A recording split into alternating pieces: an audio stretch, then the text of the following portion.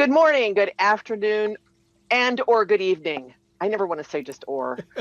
This is you've dialed in to the Silmarillion Film Project. I am Trish Lambert, one of your co-hosts. We are still Daveless, which is not surprising. Actually, I have a feeling he's probably like passed out sleeping at this point. That's also possible. Yeah. Yeah. He's still Being a new dad, second time around. like just outside a month into the Yeah, whole having yeah, multiple children world. So yeah. yeah. But he'll be back. He will be back. He will return. Yes. So that was Corey Olson, our primary host of this evening, and I'm going to turn it over to you because we have a lot to go through tonight. We do. Tonight we're trying to. The goal is for this to be our penultimate script discussion. We're gonna try to get through episode 11 tonight. So we're going to get through. So tonight we shall be discussing such things as the visions of Finrod and Turgon, and also up through the engagement of Celeborn and Galadriel. So I'm looking forward to that. So first, quick announcements. We have come to the end, having had Baymoot a couple weeks back. We have come to the end of the regional moot season for 2019, but we're already looking forward to our spring regional moot season at Signum. Our first moot of 2020 is going to be in Texmoot on February 8th, Saturday, February 8th, down in Houston. And this, of course, is going to be especially exciting. I am particularly excited for Texmoot because I can't wait to hear our celebrity keynote speaker is the primary reason I'm excited about Texmoot. Because, of course, our celebrity keynote speaker is none other than our own Trish Lambert. So that is going to be so awesome. Oh yeah, it's going to be great. The call for papers, any proposals for presentations and stuff is up now at texmoot.org, and you can get to it also from signumuniversity.org/event. So if you want to consider submitting a paper to Texmoot, now is the time to do that. There's still plenty of time to do that. So we're getting ready. We'll be opening registration soon for Texmoot. And actually, it's going to be really kind of fun because Texmoot will be the first. We're going to be using an entirely new registration system, a custom registration system that was made for Signum, which I'm really excited about. And Texmoot's going to be our first moot using the new system, so that's going to be fun. Anyway, so that's happening. The spring 2020 classes are open for registration now, so that's certainly something ongoing. And then Mythmoot 7, we will also be opening the registration for that sometime this month here in December as well. So Mythmoot 7, Defying and Defining the Darkness. The dates for that are the 27th through the 30th of June 2020 back in Leesburg, Virginia again. So lots of fun events coming up. We've got some Signum symposia that are going to be happening soon. We've got a fun symposium that is going to be held, co-hosted by one of our Signum faculty, Gabriel Schenk, and our resident storyteller, Kay Ben-Abraham, who are going to be hosting a ghost stories on the winter solstice session, which is going to be a lot of fun. So anyway, so we got a bunch of things going on. signumuniversity.org/event is the place to go to get the lowdown on all those things. So on we go once again to just give you the instructions here, as you can see on your screen, about how to get to the scripts, to read them for yourself, which I strongly recommend that you do. So before we move on, I want to spend the vast majority of our time tonight talking about episodes 10 and 11. We spent a lot of time talking about 9 last time. We had a good old debate and discussion about episode 9. There are, sort of one thing, kind of two things that I wanted to just kind of address, though, at the beginning. Rhiannon, I know that, as you've been writing the scripts and stuff, you have really wanted to have Sauron at the Dagor Aglareb. And in particular, I know that you are very attached to the idea of Sauron personally killing Ethelos. We agreed that Ethelos can die in Angrod's stead there in the battle, because again, I certainly feel it's a very significant moment in the overall story of season 4 and the way that it's been that it has unfolded, and I think that that's a really good moment. I really don't want Sauron to be there. I can see the benefits of that for the sake of the story of Ethelos herself. The story of Sauron and Ethelos and Sauron's torment of Ethelos. That story back in, I'm forgetting which episode it was now, 4 or 5, with his deception of her in Angband, was a really powerful story, and his relation, the relationship between Sauron and his prisoners, has been a really interesting sub-theme of this whole season. So I can understand on that level the attraction of having Sauron there so that loop can be closed when she dies at the end. At the end of her story there, at the end of the Dagor Aglareb.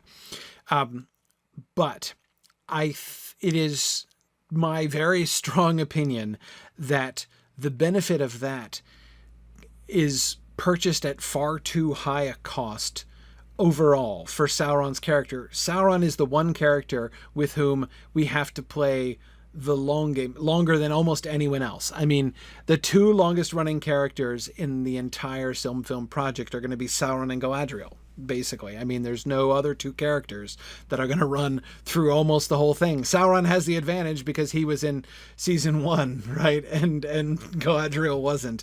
And she didn't play a huge role in season 2, but still, from here on out, the 2 of them are going to be our longest running characters, and we have to shepherd them. We have to husband them very carefully, and thinking about their overall stories. And to me, it compromises Sauron too much to have him at the battle. It doesn't fit with his character as we've developed it over the last few seasons, how he wages war, the kind of strategist he is. I don't want him responsible for the Dagor Aglareb. And what's more, I don't want him even in combat with anybody until he's in combat with Huan and Luthien. We cannot risk undermining the significance of Huan and Luthien. And I really want that to be, again, I want to be really careful about that.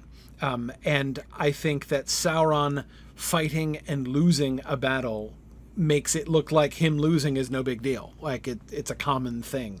And I don't want that to be. I want Luthien defeating Sauron has to look and feel like the upset of the century. And of course, century is perhaps not the right word to use when we're talking about film stuff. The millennium, the age, it has to be a really, really big deal. So the 2 things I want to say about episode 9 first is just simply, Sauron can't be there. We can't have Sauron there.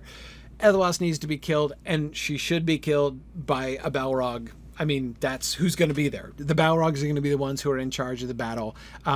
That's what makes sense. That works really well. And it makes sense with the character of the Balrogs that we've introduced already.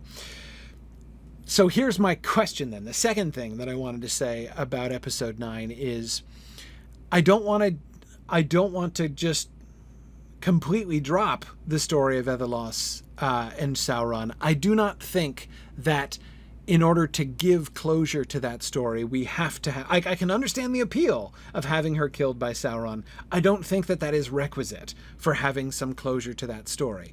So I am interested / willing to kind of discuss ways in which, I'd be interested to hear, Rhiannon, from you as well, Nick and Marie from you, or Trish, any ideas that you guys had about how some closure could be brought. How can we make sure that we are really closing the circle on the Ethelos, Angrod, Sauron story from both sides, both from Ethelos' side and from Sauron's side as well, without having him there in the battle, against which I am strongly opposed, or to which I am strongly opposed.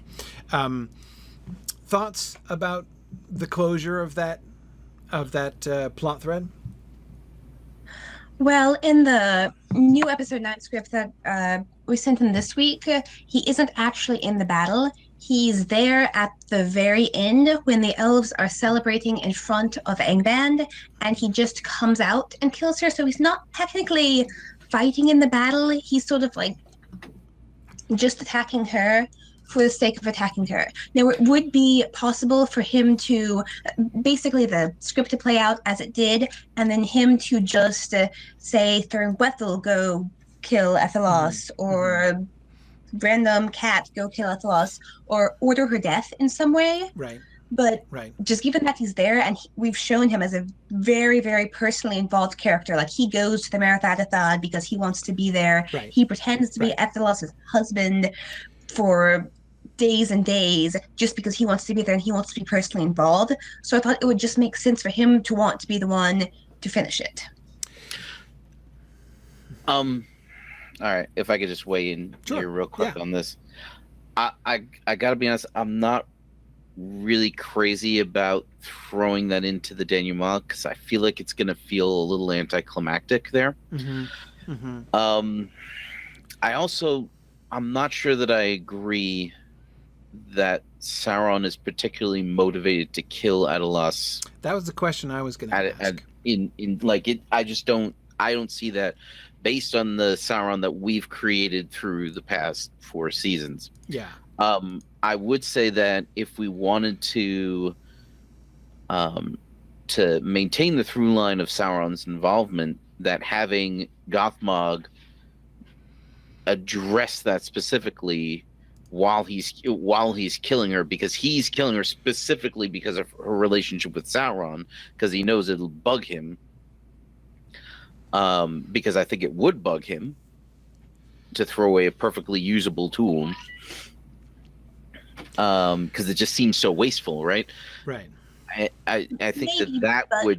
would tie up that situation perfectly well, and the battle could basically go the way it is in the outline.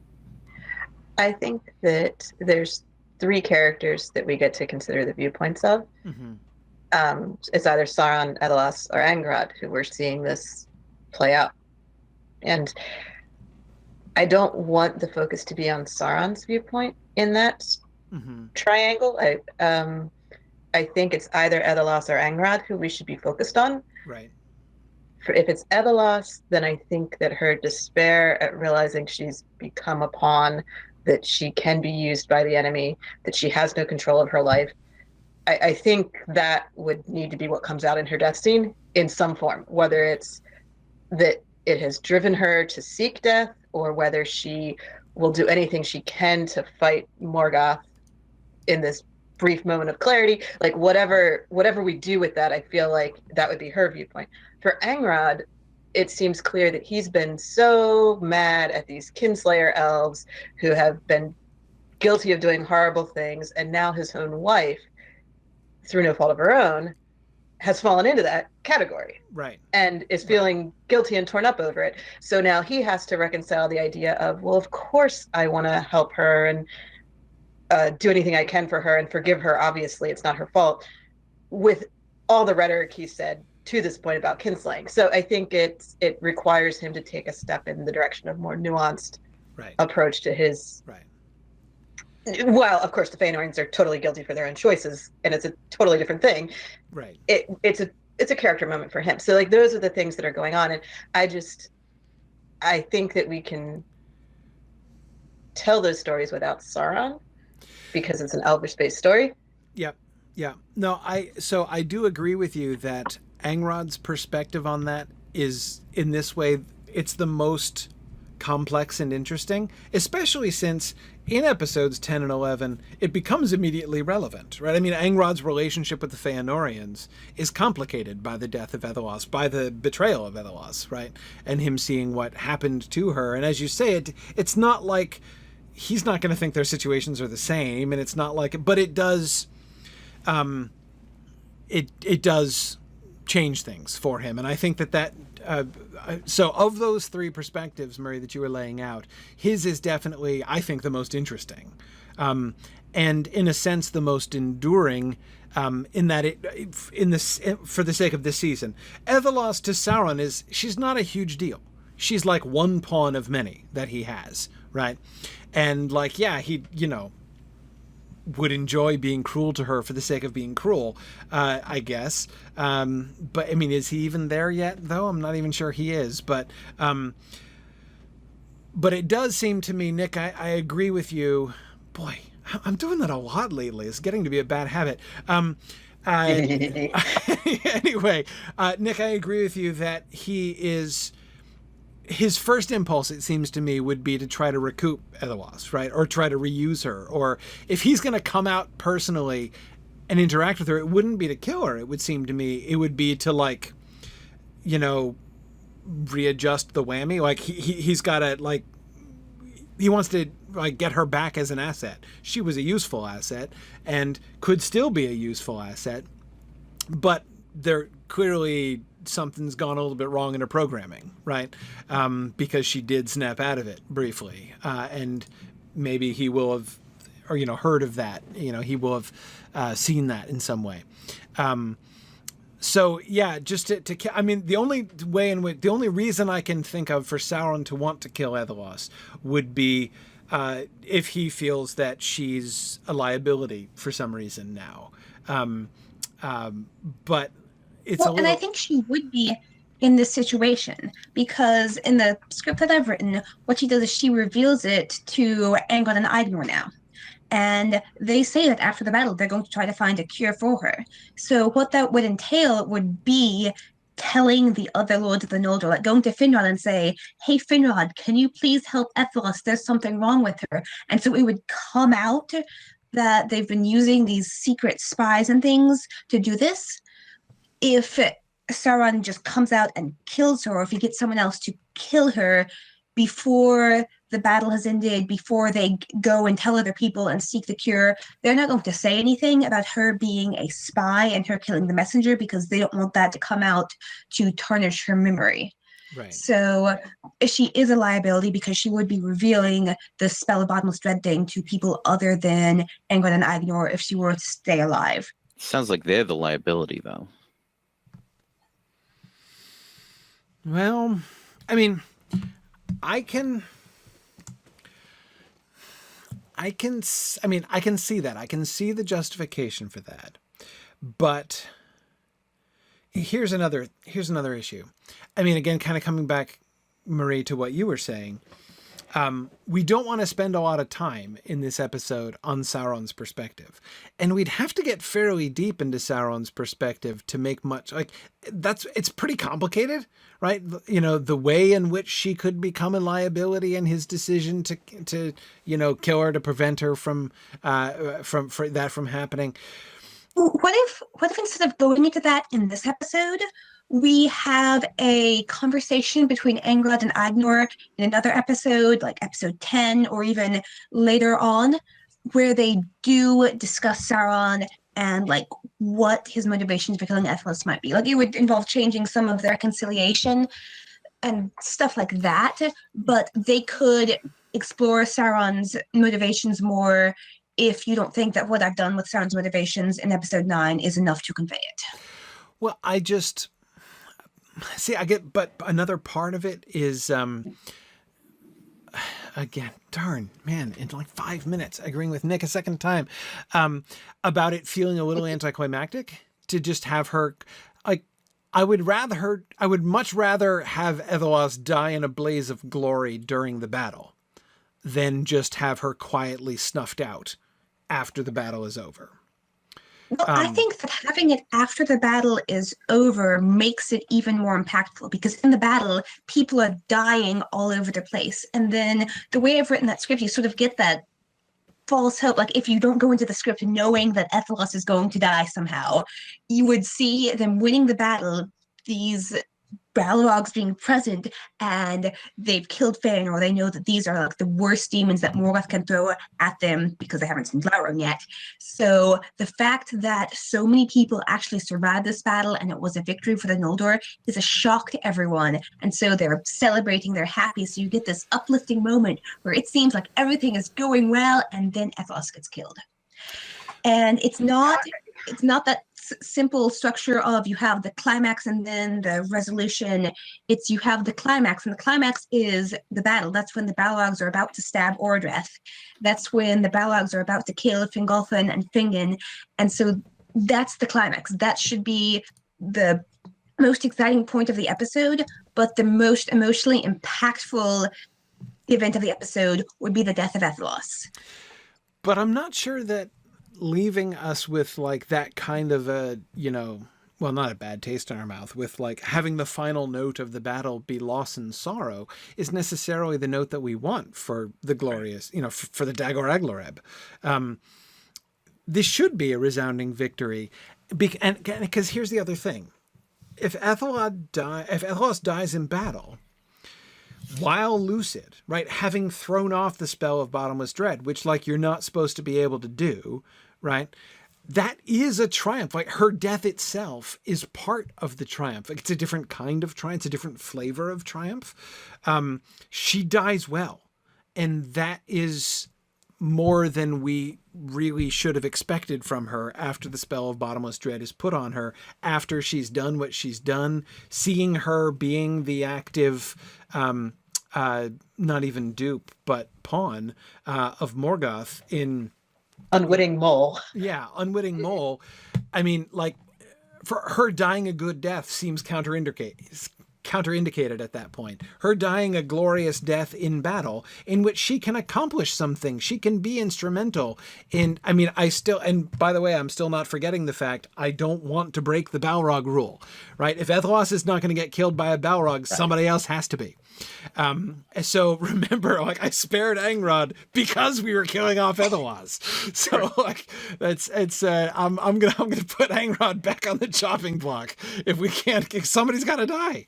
And you said lots of people are dying on the battlefield, but lots of red shirts are dying on the battlefield. We don't have any real loss other than a body count, which does and I'm not and sad music. And sad music, which, there's value to that, but I'm not saying it's nothing. It's not the same. But it's not the same. And it seems to me that all of these things can be very efficiently combined into one thing. That is Ethelos's personal victory. She can end by succeeding in throwing off and she can die on her own terms, doing good. Well, she can die well. That's what I have her doing in the new episode is she throws off the spell of bottomless dread just the moment before she runs the rest of the way to Sauron. Because what I have her doing is she's sort of like puppet and being controlled to run to him at the first moment, and she gets halfway there and like the visual shift and she has thrown off the spell and she's hearing Angrod's real voice instead of Morgoth's voice, and she pauses for a moment and she can choose. She can either go back to her husband and Agnor, or she can continue running towards Sauron, and then at that moment she draws her sword and charges to Sauron with the intent to fight and hopefully kill him, which doesn't work out that well. She doesn't really have any effect on him. And that's another thing I was trying to do with that, is because I was considering the fact that Sauron will be defeated by Luthien and Huon. So we want to show that Sauron is a good fighter. We want to show that he's not just the guy who avoids the battle all the time because he isn't that great at physical combat. Sauron is responsible for capturing Maedhros. Time out here. Second executive producer coming in here. I agree. I don't want Sauron at the battle.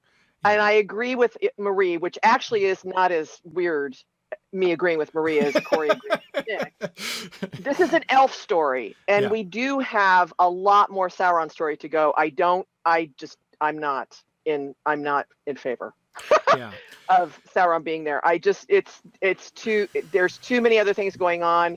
And as somebody said, I think Nick may have said, or Corey said, there's too much backstory we'd have to fill in to do this. I just don't see it. I think his time has not yet come. Right. The Luthien story and what leads up to that, that's it. And that's where we need to be putting our energy with Sauron, I think. And it's not like we haven't given Sauron front row seats at fights in the series. We definitely have. So yes. Sauron single-handedly captured Mithras and slew his entire army. So there's that. There's that. And Exactly. threw off the spiders that were attacking him in Thorongwethil. Yeah. So there needs to be with Sauron, I think. I think the issue is that both the kind of strategist commander, the kind of role we've had him playing, is not primarily a combat role. But more importantly, it's not just about showing his prowess in combat. It's about giving him a different kind of mystique, right? He's not a bruiser. He's not just a bruiser. Yes, he should be able to handle himself, but that doesn't mean, I don't even like, does he use weapons? Like, I suppose he will use weapons eventually, but he doesn't against Luthien, right? I mean, and he doesn't against Finrod. That's not like his battle with Finrod. That's Sauron's kind of battle, right? When Sauron steps out onto the battlefield, it should not be like, oh, here comes the boss fighter, right? It's like, it is a completely different kind of conflict. And I think that was managed well, Marie, as you said, with Mithras, right? He doesn't come out like, whirling swords and like defeat Mithras in one-on-one combat necessarily, right? He outmaneuvers Mithras and his like presence is felt. Anyway. Yeah, I mean, think about it. Eventually the guy, when he makes his ultimate weapon, it's a ring. Yes, exactly. I mean, that's how he thinks. That's right. How he thinks. Yeah, exactly. So yeah. Then he doesn't have to physically kill Athos by choking her to death like I have him doing. He could kill her in some other way. I don't think he's there. I think she needs to die on the battlefield. Her dying on the battlefield accomplishes a bunch of different things. Her dying later on doesn't accomplish nearly so many things. And first of all, one of the things that it accomplishes is having somebody killed by the Balrogs.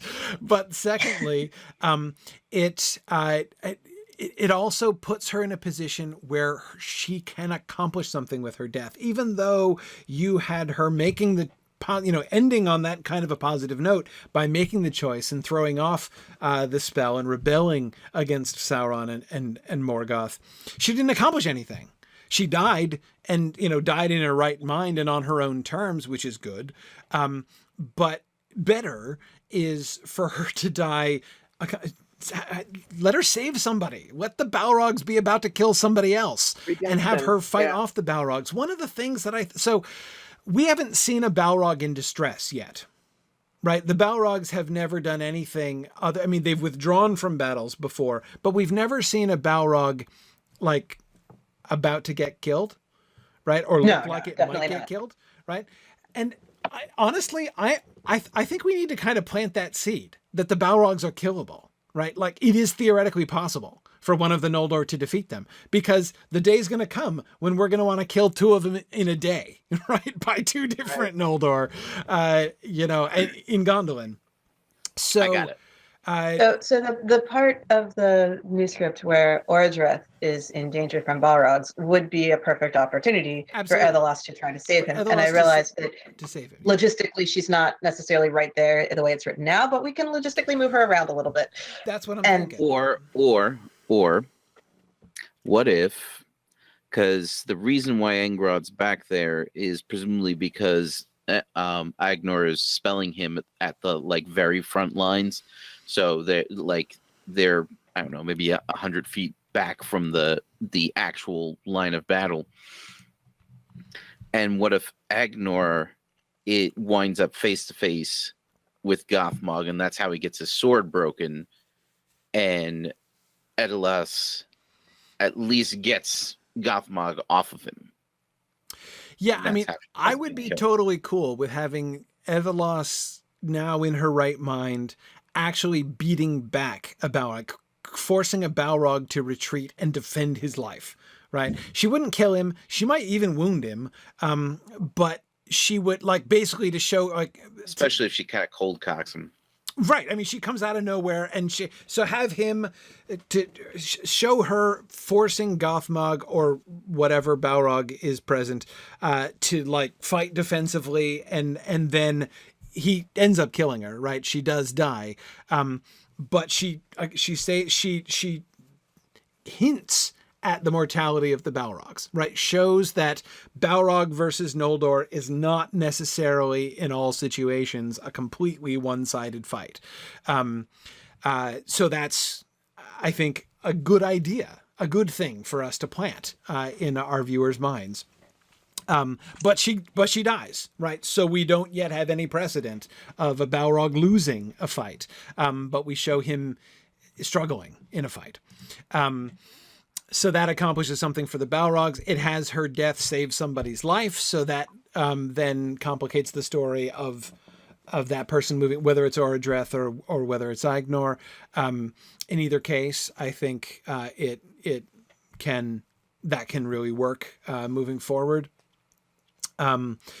Whether we think of that in terms of Orodreth's own perspective and his memories of his mother's death and his mother's sacrifice, and how that impacts his story, whether it's Agnor. I think in some ways I prefer it to be Agnor because, Nick, as you say, we can dovetail it with the broken sword moment, right? But also remember that Agnor is going to be a major romantic lead in season 5. And the primary... Well, how will he be a romantic lead? Because, like, Andreth won't be alive that long. So, like, you say major romantic lead, and I'm like, for, like, 3 episodes? Well... That's a season 5 question. It's a season 5 question. But in any case, it's going to be a major... It's going to be a significant story. For however long it is, it's going to be a significant story. Are you worried that we might mess up his face? No, what I'm thinking is that we remember his reason, like the reason he does not reciprocate. He does reciprocate Andreth's feelings, but the reason he will not like engage in a relationship with her is that he's dedicated to the war, right? It's time of war and he won't do it. And Ethelos's death, like, you guys set up and, talked about the fact that Angrod and Agnor are now as focused on Sauron or on Morgoth as the Feanorians are, right? They're like now the only others of the Noldor who are operating on the same wavelength as the Feanorians now. And Ethelos's death in battle, saving Agnor's life, works for both of them in that way, right? I mean, Angrod is his wife, right? And she was killed and he's ticked off. And not to mention conflicted in all the other ways that we were talking about before. And Agnor, of course, was the one who was saved by her. And so his desire to, he would feel like he has a responsibility, right? I mean, it's like he'd be like failing the memory of Ethelos if, he turns away from the battle and, settles down and gets quietly married instead of, being on the front lines. Anyway, so I think that could be made to work in either way. Well, I think I'm trying to set that up any way that Ethelos is killed. Like there's that whole discussion in episode 10 where they're talking about how they want Orodreth to stay with Finrod because he has his wife, and Angrod says that like he won't see Ethelos ever again except he might see some memory of her face in the faces of Orodreth's children. So like they're trying to get Orodreth to stay off of Dorthonion and out of danger so that he can raise a family and have children with his wife, sort of in the memory of Ethelos. So I think that Agnor's story like that would work either way. Right. Yep, that's true. So if we are going to have Ethelos killed by a Balrog in battle, what should we do about the plot line I've had with the naming of Sauron and the forging of Narsil? Because I did a lot of stuff with that. Like we have Sauron named in one episode and Narsil forged in the next episode, talking about how it's a broken sword, and like Helcar makes it with her special dwarf curse to kill Sauron. And then we also have the talk about Estelle in that episode. Yes, which I like. Is a tie-back to the frame of season 1.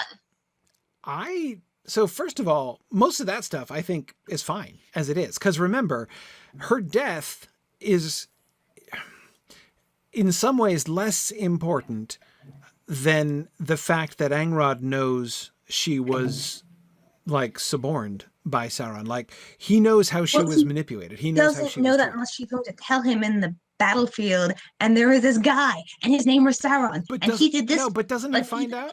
Hang on, but there are ways that we can. I mean, that doesn't seem hard, right? He finds out about her kinslaying, right? He finds out that she has been manipulated. Like he learns the truth of that, right? Yes, it's assumed to be Morgoth because it is Morgoth. Yes. So the detail that Angrod doesn't know, but the audience does, is that Sauron impersonated Angrod to get truths out of Edelos. Yeah, it's hard to just tell the audience something they already know. Right. Like Edelos is going to say, there was this guy named Sauron who impersonated you, and I really, really hate him. So you should hate that guy more than you hate the Balrog that kills me. Can we give them some time off screen where will there be, could there be some respite in the battle after she's like when she's having her lucid moment, right? Is there a way that we can have them, I don't know what, like behind the front lines, binding a wound or something like that? And then like, because Maria's right. We don't need to explain all this stuff again. We don't need to go through all this stuff on screen. We don't need to recap everything on screen. But is it possible to like put them somewhere for just a brief time while she's binding his wound or something like that? Absolutely would be. While she's actively resisting the spell of bottomless dread. How long is she? Be as dramatic or as awesome on screen as seeing Sauron shift his face to Angrod's face in front of Angrod while why killing would he do that? Why would Sauron give away his methods? Like, I mean, to taunt him, but he has to have a reason to do that. Like Sauron isn't just mean for no reason. Like he would do that to manipulate Angrod in a particular way, but what way? Right. And what's his point? And when they haven't landed the vast majority of their spies amongst the Noldor, it doesn't benefit them to reveal to the Noldor, hey, we could be anybody we want. Yeah, he wouldn't want no them. reason. Sauron would be the last one who would want everybody to know about this. So is there a way? So I'm thinking back to Orodreth and Celebrimbor. Right. Yeah, name dropping Sauron isn't difficult. The Balrogs call him Sauron, and any other. Well, and therefore any other captives from Angband do as well. So Sauron's name will come out eventually among the elves. Right. And name dropping Sauron, as you say, isn't difficult. Right. Having them. Well, let's just pause for a second. What do they know? What do the elves know of Sauron? The Fëanorians know a lot about him. They've interacted with him personally. Right. So there's that. Right. But the host of Fingolfin has only interacted with him as a spy where they didn't recognize him. Right. Is there any way that they could get information about Oakwig on Twitch is saying they can call him Thu. I'm getting around to that. We're like it's going to be a season 5 plot line. The name Thu is going to happen. Like that's going to happen. Absolutely. I'm in. Yeah. I don't think that there's a way for us to like back channel the information of who Sauron is exactly to the elves between here and when Narsil is made. And I'm not sure that we have to make Narsil like a specifically anti-Sauron sword. It's kind of cool, especially considering that Sauron's going to break it. Yeah. I mean, it's kind of cool as set up for the Battle of the Last Alliance, but in the which, by the way, will be fought by Ethelos's grandson. Right. So like her death by Sauron, if it inspires the forging of Narsil, is absolutely achieving something. It's just achieving something that we won't see for a while, something that we'll have to play the long game on. Not for a She while. achieved the Yeah. inspiration of the sword that will kill Sauron. Yeah. Yeah, but I mean, if for That's that a to long really enough pay game off, that even Gil-galad would have to be wielding it. Like it's yeah, and Gil-galad doesn't even know Ethelos because he's born after she dies. Right. It's So it's a it's not that there's not a connection there. It's the connection is so tenuous that we can't make decisions that rely on it. Like if the audience is like, hey, wait a minute, isn't this guy related to that guy? Isn't that cool? That's one thing. Like, we aren't expecting the normal audience to make that connection. It's the kind of little subtle thing that if you're really a Tolkien fan and you really pay attention to the show, you would pick up on and think, well, that's really cool. Yeah, Look how they piled that together and set that up so far ahead. It's okay to set things up, but it's not okay to make characters do things that they don't have a reason to do. And so when Maedhros commissions a sword from Telkar as a gift for Aegnar, sure, it should be powerful and it should have Dwarvish spells on it and it should be designed to defeat the powers of darkness and all of that. But there's no need for Sauron to be name dropped in there. Even though Maedhros knows who Sauron is, why would he want Agnar's sword to be specifically anti-Sauron?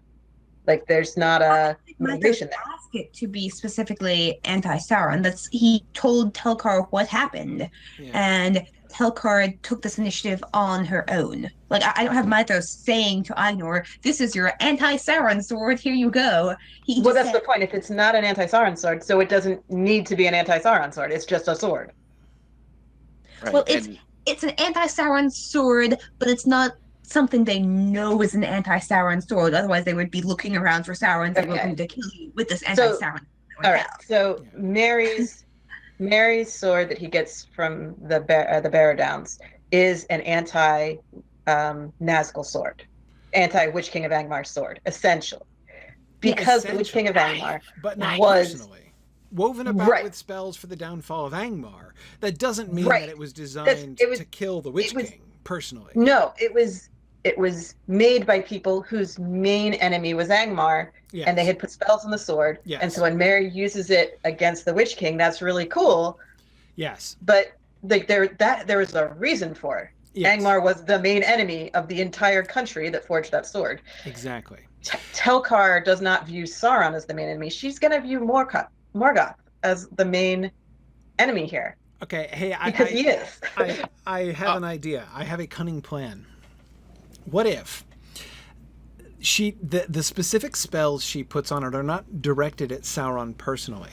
What if, because she will have been, Rhiannon and I like the idea of Telkar hearing the stories about what's been happening with the elves and that kind of informing informing the spells that she lays upon the sword. I like that idea. But what if instead of Sauron personally, maybe she is particularly like the fact that people had, like, Diriel is captured, Ethelos is captured, Rogren has just been captured. The fact that something that isn't specifically naming Sauron, but would apply to him at the moment the sword is used to kill him. Sort of like what we did with Curfin's knife, where it'll break when you try to take more than what you are due, or something like that. So my idea is that, like, she lays spells upon the sword for the breaking of chains. Like, this is the sword for, like, this is like the anti-captivity sword. Like, this is like, it is like the thought that she puts into the sword is the thought of all of the prisoners who are being kept in the dominion of Morgoth, and, like, so to break the chains, to break the dominion of Morgoth over others is like what this sword is like the sort of the spirit that is infused into this sword. Because, of course, that will work really rather wonderfully as the sword that, the shards of the sword which cut the ring of power off of Sauron's hand, right? Absolutely, and it can be worded somehow where like ring mind control is also like falls into the category of chains or Implicitly whatever. involved. Yes, exactly. Yeah, Exactly. yeah. I love the idea of a breaker of chains concept more than this is an anti-Sauron sword. Exactly. So I think we want to imbue that hope and that motivation and that desire into the spells we put on the sword more than notice Isildur falls to the ring after Narsil's broken. After Narsil's broken. Yeah, exactly. And when Aragorn is walking around with the complete Anduril on him, he resists the temptation to go for the ring. Yes, exactly. No, there's lots of fun recollections of this that we can use during not only the Lord of the Rings time, but during the War of the Last Alliance time. Both Elendil and Elendil, Isildur, and Aragorn can all get a lot of mileage out of this concept, right? Of the like breaking of chains thing. And of course, you will recognize when I'm talking about breaking of chains, I'm thinking about Sauron and Finrod. Then I'm kind of my language here is being influenced by the war, the song battle between Finrod and Sauron. So I am kind of thinking in some specifically anti-Sauron ways, but it fits that way. Again, they don't need to know all the details. It is known, right? It is known that people are being taken and being dominated, and like the crude facts of what happened to Ethelos are known. We don't know that Sauron did it. We don't know how Sauron did it. We don't know. They don't know anyway how all these things happened. But they know that they have happened, and it's easy for me to imagine Telkar being moved by that. Being really taken by that. I mean, somebody who is dragged away from their homelands and kept in prison and forced to serve, to twist your craft to serving the enemy. That would hit home to Telkar, wouldn't it? So okay, cool. I think that helps to solve the other problem too. All right, well, we've already kind of oozed over into talking about some episode 10 stuff. So let's advance ahead and think about episode 10 a little bit more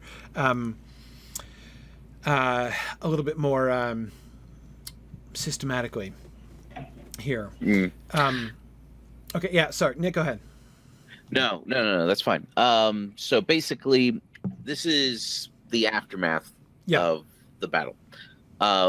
We're going to get a chance to deal with the band, which we really didn't get a chance to do because it happened right before the battle, and we were busy in the battle. We're also going to be We're also going to be addressing the issue of how the Feanorians are kind of looking over across to the other side and feeling a little bit like, are these guys really pulling their weight here? Yeah, I was interested in that element. And how unprepared it seems like the people of Fingolfin and Finrod's brothers, and sister who isn't even there, are being in the whole situation, because Maedhros knew what was happening the whole time. Yes. He didn't need a messenger because he was getting like real-time updates as he was traveling. Okay, we got to like shift slightly south here because it looks like they're making for the Vale of Sirion. So they had to make sure that they were getting there, whereas everybody else, and they were faced with a pretty basic strategic move on the part of Morgoth's forces, and weren't able to do anything about it. Yeah, and so we kind of find ways for the Feanorians to help them, which is of course going to help bridge the gap between these groups. Mm-hmm. Mm-hmm. Yeah, so I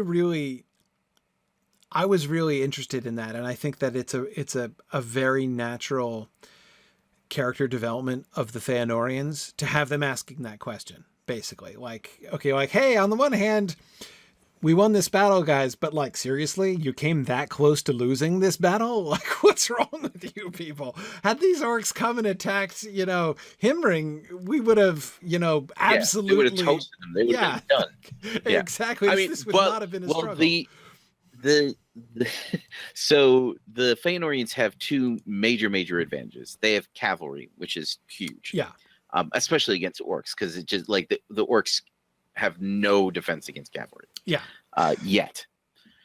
And they have, at least in our adaptation, they have heavy infantry. Right. Which is something that we've set up from the very beginning. The people of Dorthonion and Fingolfin's guys, like, they don't have that kind of heavy infantry and that kind of training. Right. To deal the kind of damage and to hold the kind of lines that the Feanorians can. The Feanorians basically use cavalry to drive the entire orc army into the spears, the waiting spears of their heavy infantry, and it was devastating. Yeah. And the Feanorians have been doing this kind of training, and they've been wargaming since back in season 2. Yes. Right? Whereas the people of Fingolfin, sure, they've been training in the use of their weapons and all that, but they haven't really put that much thought They're not quite as dedicated to concept as the Feanorians are. They haven't putting the kind of thought into battlefield tactics and stuff that the Feanorians have, and they haven't had that much battlefield experience to really draw on there. Yeah. Yeah. And so we started out basically essentially on the battlefield, right, in the aftermath. And of course, Mablung and Beleg arrive with day coffee. late and a dollar short. Yeah, yeah. Right. Because they did get the Finrod's messenger and talked Thingol into letting them go, but it's obvious it's a half-hearted attempt. They're kind of embarrassed. Yes. That it's like, hey, it's us and 50 guys. Yeah. Yeah. Yeah. I actually I liked that element especially, like the fact that Mablung and Beleg themselves are clearly a little bit embarrassed by how late and half-hearted their aid is. Because they have been put into a difficult, on the one hand, like they've come, right? They personally have come and have shown and proven that they personally want to help. But at the same time, their arrival has shown equally clearly that their king is not so committed to it. Well, it's like if you showed up to a moving job and A, you were late, and B, you showed up with your useless brother-in-law. Right, that's basically how they feel right now. Like the truck, like they're putting like the rakes and stuff on the back of the truck. Right. Basically, this is a throwback to season 3 where the dwarves arrived late. Yes. To help the green elves, and the elves of Doria blamed the dwarves for showing up late, and the dwarves were like, hey, but we did like the entire mop-up and we showed up at the agreed upon time. The fact that you guys charged too early is not our problem. Right. So like there was a feeling there where they were the aggrieved party, right? And now they're in the position of showing up after the fact and going, oh hey, I guess this doesn't look good. Yeah, no, there's a certain pleasant comeuppance to it, which is which I really liked. And again, Mablung in particular, you'd think, because he was the one who was part of the desperate defense, right? Right. You'd think that he would feel particularly sensitive about being the guy showing up late. Another thing so in the very next scene, we have Maedhros and Mablung having this conversation. I really like this kind of relationship that developed between them, because in a different world, these two guys might have become great friends. Right. In like, at least in the adaptation that we've created, these two guys are very, very similar in a lot of ways. Yes. And so it becomes obvious that Mablung respects him, but Mablung also is like, hey, by the way, didn't we tell you couldn't do this stuff that you're clearly doing? Right. Yeah. And by the way, can I just say as a side note, like having Mablung and Maglor in the same room hurts my head so much. Like I can't even handle it. I can't even handle it. Like those are probably the two elves whose names I like misplace verbally more often than any others. Like I can't, anyway. So like having them in the same room was like absolutely like messing with my head. Just well, Maglo was there a very short amount of time. Then you went off to go get Fingolfin when it looked like things were going badly. You're right. Well, even just having Mablung talking to Mithros, like Maglor usually does, like it's just Anyway, sorry, just a little personal problem I was having there. I have the same issue with Celeborn and Celegorm. Yes, yeah, yeah. Having conversations between Celegorm and Galadriel would mess with my head in the same way, I think, as having conversations between Mablung and Mithros, basically. But anyway, sorry. That's just a side issue. So one thing that was interesting is that one choice that you guys made, and we talked about this a little bit, but in the scripts, this came out much more frequently anyway than we had talked about it, which I didn't oppose any of it. That is, I wasn't finding myself resisting it as it kept coming up. Was the resistance to the ban. In the book, the ban gets passed and there's some grumbling about it, and Fingolfin's like, okay, we'll do it. And then it like pretty much never comes up again. I mean, it is very, very rarely, the ban is very rarely mentioned at any point in the entire rest of the Silmarillion. You don't get a lot of contact between the Feanorians and the Sindar in the book. And I think that probably, because like I just can't see the Sindar when they're at home speaking in Sindarin. Like there's no way that happens. I mean, yeah. No, I agree. No, so I mean, this I thought was I thought this was a really interesting innovation, but because it kept happening, right? Not only were the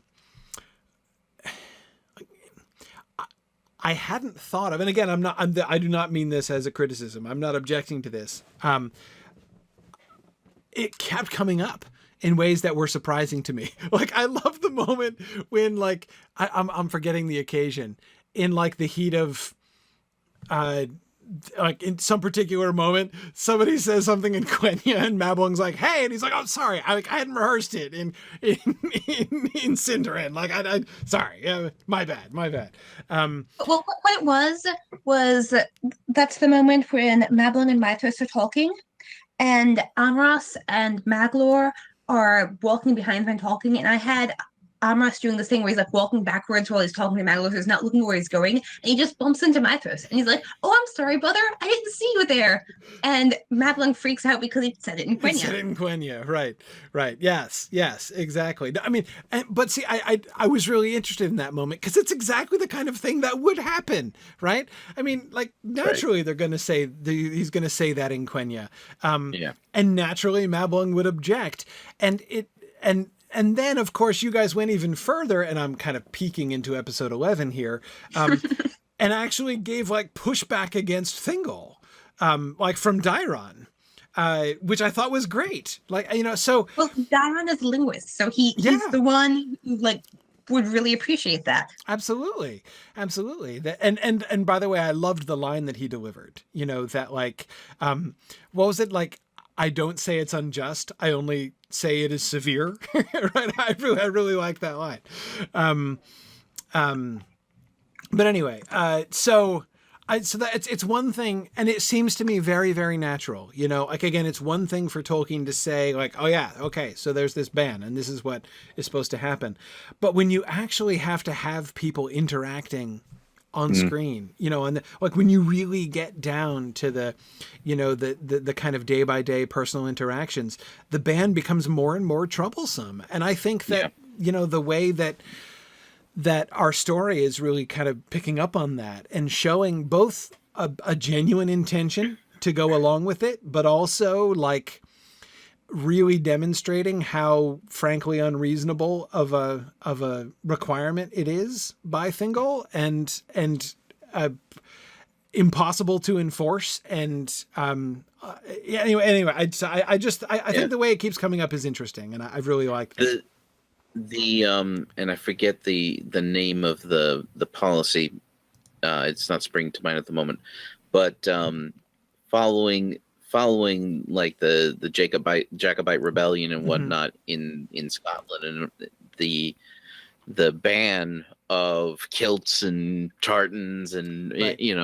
And language and stuff like that happened in Scotland, that came up a number of times in our discussions about this, and like I kept hearing Alan Breck in the Disney version of Kidnapped from like the 60s, whenever it was, saying, and a man can be cast into jail if you have a kilt about his legs. And Right. my Scottish accent is awful, but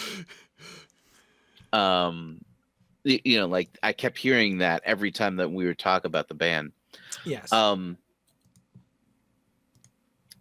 then from there, let's see here. Yeah. Sorry, from there, I'm Go ahead, slightly digressing on the subject of the ban here.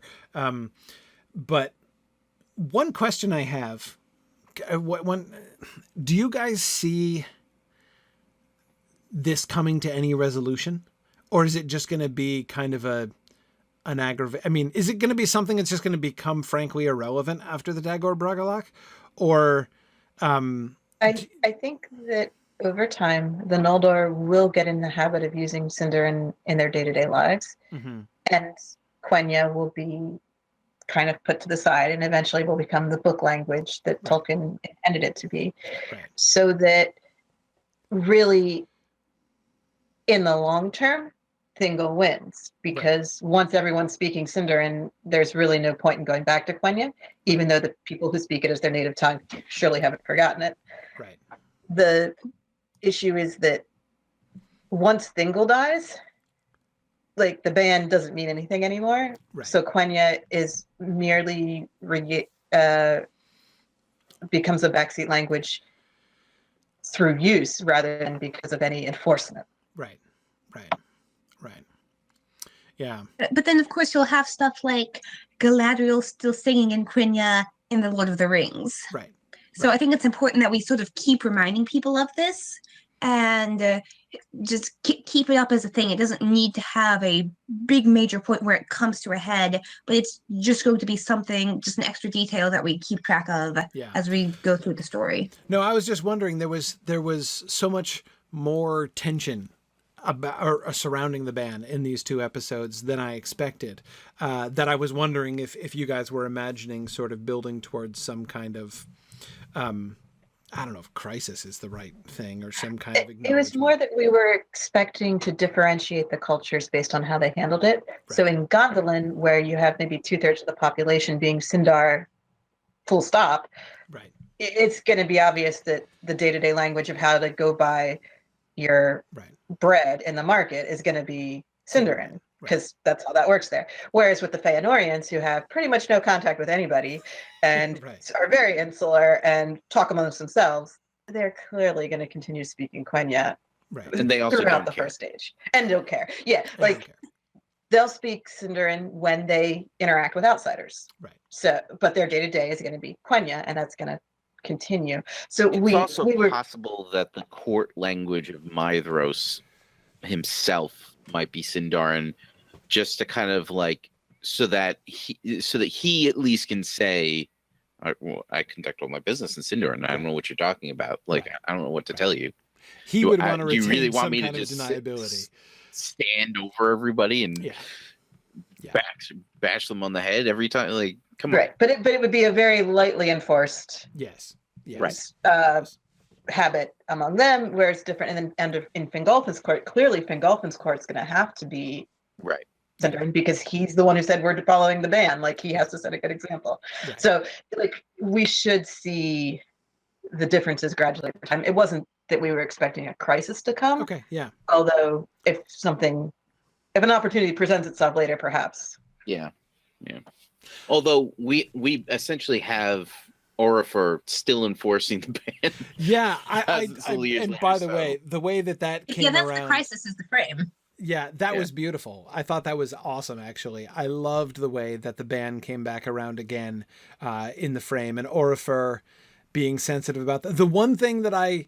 Orifer has opinions about Feanorians. Orifer has opinions, yeah, totally. The fact... So Thranduil, we're imagining Thranduil... Thranduil's born in the Second Age, right?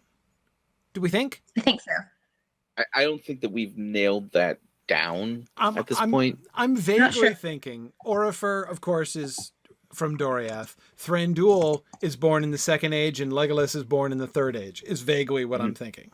Yeah. Certainly possible. Obviously, Legolas's birthday is never stated by Tolkien, so we get to put it where we feel like it belongs. But he's at least older than Aragorn enough to call him a child. Right, exactly. And to say that 500 years is not a long time to my people and stuff like that. So yeah, Legolas is probably, at least 1,000 years old, but that still puts him in the middle of the Third Age and younger than Arwen. Absolutely. Yeah. So where we put his birth is totally your choice. Yeah, no, and obviously we can make a final decision about that later. That Thranduil was born before First Age 507. So he was born sometime in the First Age. It says that the reference for that is something in Unfinished Tales. I can look that up later. Yeah, it's probably all the stuff where Orifer comes in, basically. Yeah, I was forgetting that.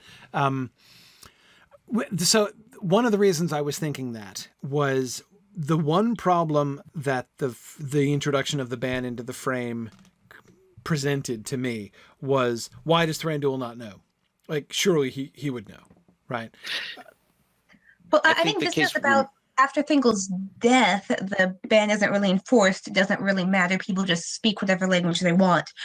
Thranduil and Orifer are going to leave. They aren't going to be around in Noldor after they leave Doriath, because they're going to go to Mirkwood and set up their realm there. So it wouldn't really come up. They would... Thranduil would know that there were issues with Quenya. He may have been present for the second kinslaying. He may not have been. But he wouldn't really see it as much of an issue as Orifer, especially when he's going to be, for several thousand years, surrounded by nobody who speaks Quenya.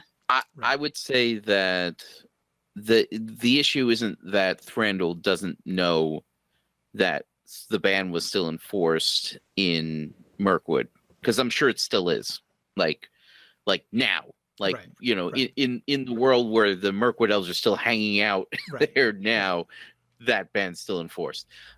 But I would say that Orifer may not have told his son, "Oh, by the way, I totally stiffed the dwarves on the last payment on the gates." So, but again, the fact that Thranduil isn't even the one to guess that. I mean, I like the way that he confirms it, but basically, I really liked the story as it was written.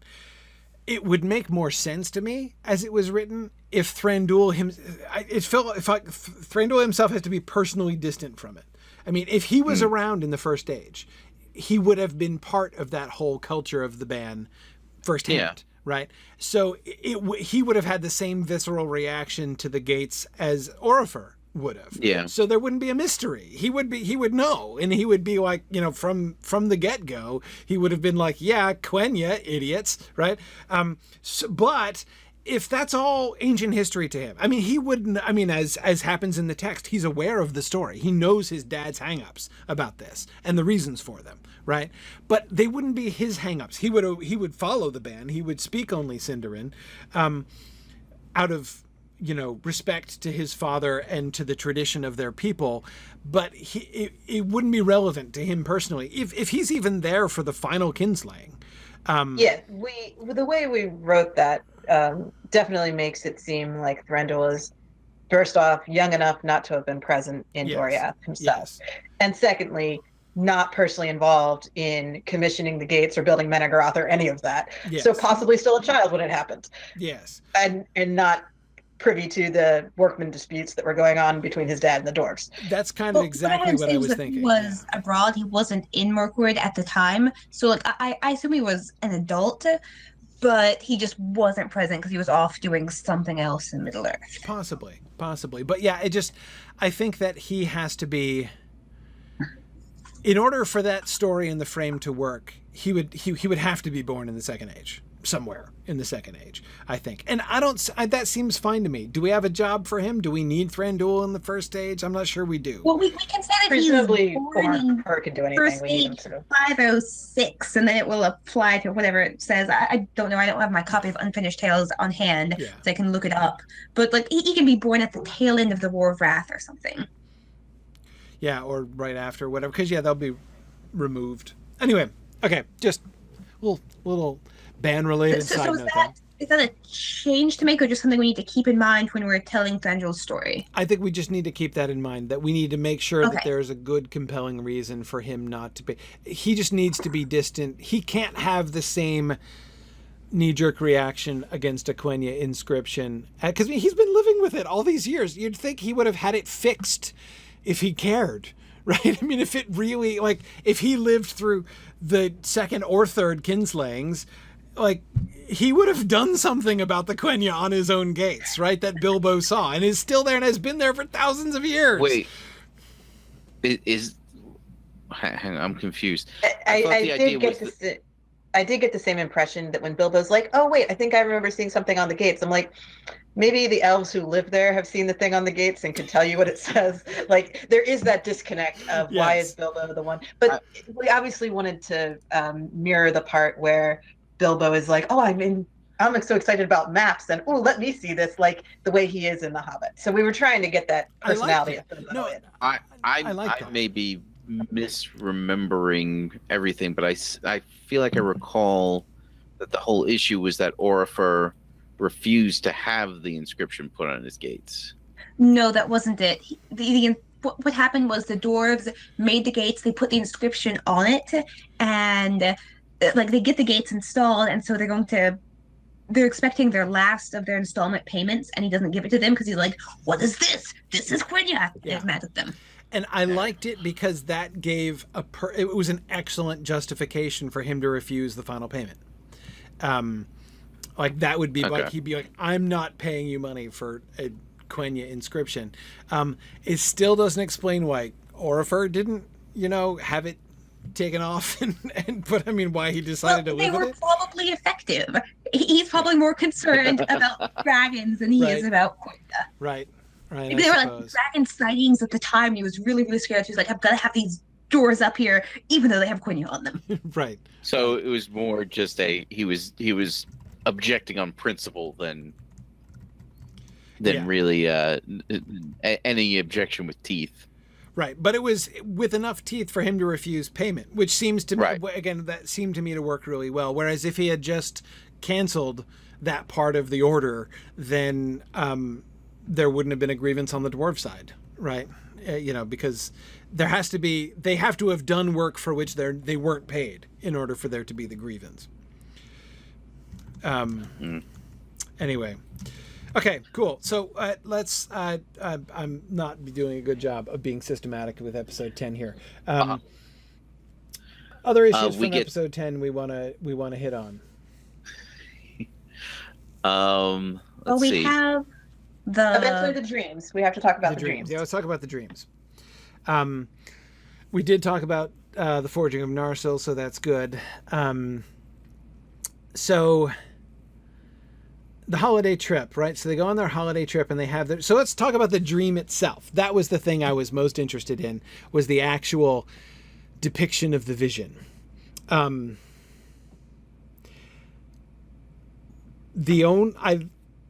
liked the concept that is showing a sort of, not super abstract, but just sort of a series of images, and having them draw the clear conclusions from it, and feeling that they have had something very specific and concrete communicated to them.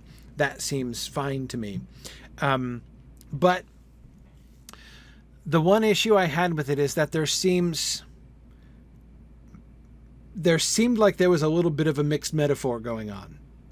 Like, we had a wave coming in, and then we had them bursting into flames. And that's what I was confused by. Now, the bursting into flames, I'm not opposed to bursting into flames as a foreshadowing of the Dagor Bragollach, of course. But it felt like I thought we were going with a, like, sand castles on the beach and the wave coming in, and destroying the sandcastles. That image of like the leaguer of the Noldor, which they are feeling pretty confident about, as being like a series of sandcastles before the oncoming tide, was, I thought, lovely as a message, and a very Ulmo flavored message. So when the castles like burst into flame, that's when I got confused. Okay, so the bursting into flame isn't destroying the castles. What it does is that they're sand castles, and then the flame happens and they all turn to glass. So it's more of a transformation than a destruction. And then because they are glass at the point when the wave of blood hits them, that's why they get shattered. But so it's sort of like how the fire Dagger strengthens Bragalak them? weakens their defenses, and then the Near Ninth Nordiad completely wipes them out. But glass castles, fragile though they be, are stronger than sand castles. Unless they're really glass hot. castles look more dramatic when shattered by a wave of blood. That's true. That's true. But that's the problem that I had, is because it felt like it was pointing in a couple different directions. Like when they turned to glass, I was like, okay, it's like if something is like stone and turns to glass, or like steel and turns to glass, it's definitely like it has been weakened, right? But if it's sand and it turns into glass, it's been strengthened. And so I was like, your point. Was the fire a good thing? Was the fire? I thought the fire was a bad thing, but I think it would be confusing, I think. And the fire, if I'm recalling correctly, which I'm not doing a lot of tonight, the fire, I'm thinking, was initially supposed to be a reference to the Battle of Sudden Flame. Yes. But so we were trying to do a couple things with this dream. The first thing we wanted to have was a wave in it, because it's like Tolkien's recurring dream that he had, his Atlantis haunting, where he dreamed of the giant wave and stuff. And we wanted to play on that. But then, since it's a dream from Ulmo, the wave can't really be water, because we want water to be a good thing in it. So we turned it into a wave of blood. Then, since the Dagger Bragalak is coming up, we wanted to have some kind of fire or flame reference that would more directly foreshadow the Battle of Sudden Flame. Perhaps we can have the dream lit by fire or something like that, so that there's still a fire reference without it mixing into the metaphor with the sandcastles. We still have the sandcastles destroyed by a wave of blood, but there's these like flickering flames that illuminate the scene of the sandcastle being destroyed by blood. Right. Or even, I mean, it's a dream, right? So you can shift to another scene within the dream. I mean, that's what happens in dreams, right? So, or maybe even, I don't know, like, so you're seeing the sandcastles in the foreground and the wave coming up from the background, and then the wave breaks over the sandcastles, and the sandcastles are like blown away and smashed into nothing by the wave, which is seen to be a wave of blood. But then, like, as the wave breaks up onto the beach, like the foam of the wave is flame. So like it's like a wave of blood, but the foam is flame. Right? Yeah. So that we can see like flame licking over the surface of it, or flame like pushing in the, before it or something. But it doesn't actually, we don't actually show it acting on the sandcastles, because I think the fundamental image is a really good one. I think it makes sense in all kinds of ways. I love I love the reference to Tolkien's wave. I love the wave of blood. That was really cool and creepy. I loved the metaphor of the Noldor castles as sandcastles in front of the tide. I loved the fact that like this is the idiom in which Ulmo is speaking, right? That all of that really worked super well together.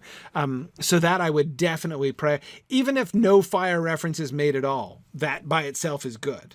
If fire can be worked into it, cool. But I would definitely not want to sacrifice any element or privilege the fire element over any of the rest of that. The rest of that all works super well together, I think. Besides which, there's even a sense in which him foreshadowing fire might be a little too on the nose for this prophecy, right? Because he's not specifically prophesying the Dagger or Bragalak. Ulmo is thinking much bigger picture. Right. The Dagor Bragollach is just going to be the first move of a series of events, which is going to lead to the ultimate destruction of Beleriand. That's what Olmo is foreseeing, right? So in some ways, maybe taking the fire out is even better, because then we don't want people to feel that once the Dagor Bragollach has happened, the event foretold by Olmo is done. Like that has occurred, right? Because it's bigger than that. Otherwise, when the Dagor Bragollach happens, but of course, like Hithlum is still good, right? And Himling is still good, and Dorthonion is going to be destroyed, and orcs are going to, and Minas Tirith is going to get taken, but still, a significant percentage of the strong places of the Noldor remain. And so it could look like, if the dream is interpreted by the audience as merely a foretelling of the Dagor Bragollach, it could look like a false prophecy, right? Or like, well, I guess Turgon overreacted, right? Gondolin wasn't really necessary after all. He'd have been fine if it stayed in Neverest. So anyway, I think that de-emphasizing the fire might actually be a good thing. Really. Yeah. All right. Yeah, I think it can still be present, but it doesn't need to be as big of a thing as it is now. No, yeah, it certainly can be just a touch, or even, as you say, Marie, kind of a background issue, like just the fact that it's being seen by the flickering light of a fire, right, could be enough. Or even if it's the distant horizon and the source of the wave, because that's what I had happen to Ethelos when she had the spell of bottomless dread put on her, where she saw like this line of fire on the horizon, which I want to be parallel to a shot that we'll see in the Dagor Bragollach of a line of fire on the horizon. Sure. Yeah. That kind of a direct parallel would be fun, I think. I wanted to real quick just bring up, just to go back a tiny bit, and bring up some of the stuff from when the Feanorians are in Himring, and kind of like working out, like what do we do now? Right. Because we were awesome, but like there was a lot of distinct unawesomeness going around over the rest there. of the Noldor were like B- at best, right? Yeah. Yeah. Right. And Morgoth doesn't grade on a curve, so we got to figure this out. Right. Yeah. So Celegorm obviously is like, well, are we caring? Like, are we caring about this?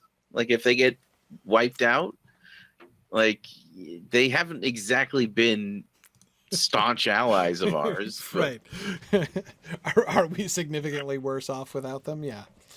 Right. Curfin, they start out and they're like bashing the Sindor, making fun of the Sindor because they are mad about the band. So that's another way we're bringing the band in. Yes.